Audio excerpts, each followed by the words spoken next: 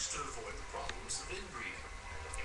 They have to recruit new males into the system, come in and keep their genes variable, and so then they're robust and healthy. Given that most sharks avoid one another, how do lemons cope in large gatherings? Two sharks just over here in the corner, just paralleling.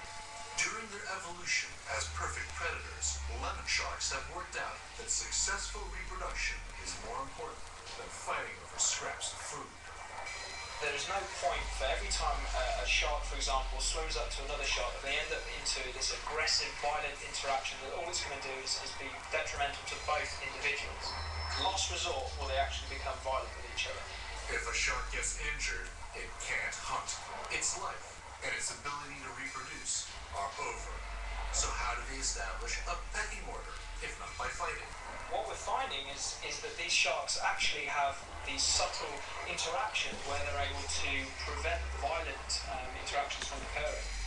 But the signs are incredibly subtle, so the researchers have been trying to think of ways that make it more obvious than it appears from the top of a 20-foot tower.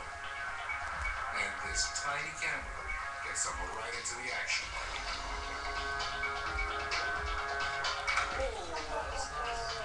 There's a big guy that's straight over the top of him.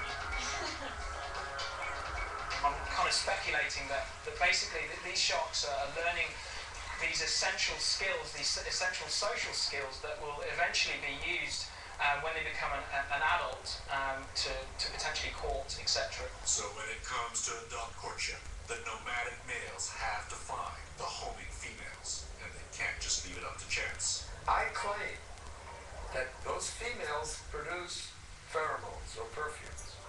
These pheromones will attract any male that happens to be passing by. These nomadic males pass by, and once they detect that, they're almost required to come and join this mating group. Until recently, this was just a theory. But then, Doc was tipped off about a massive gathering of females off the Florida coast. When that came on my screen, I fell on the floor. Because I just couldn't believe my eyes. Now we have to ask ourselves, what's going on? Why are they coming here? What are they doing when they're here?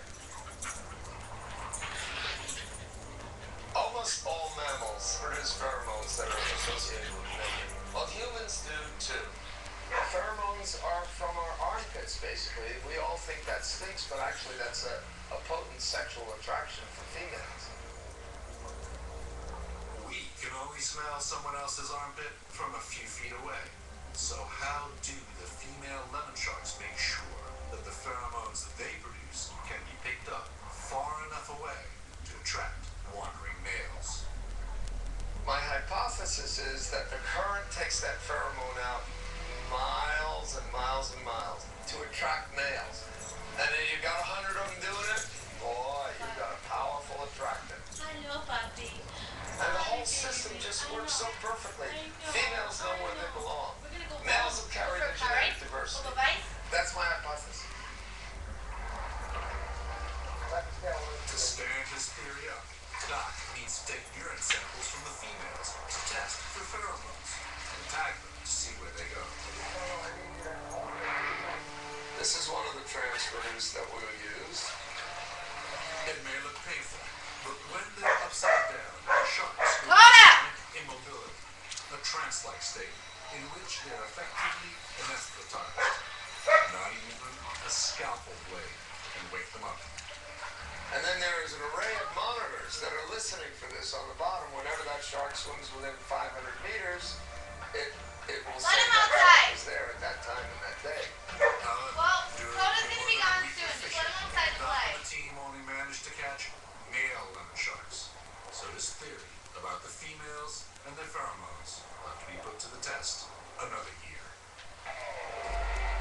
This is a crackerjack study. By that I mean this is a really fantastic study with all the elements of hard science.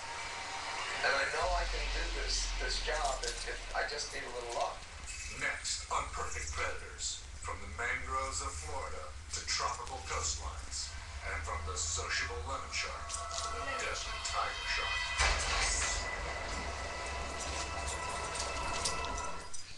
Stick on magic carry, Maddox.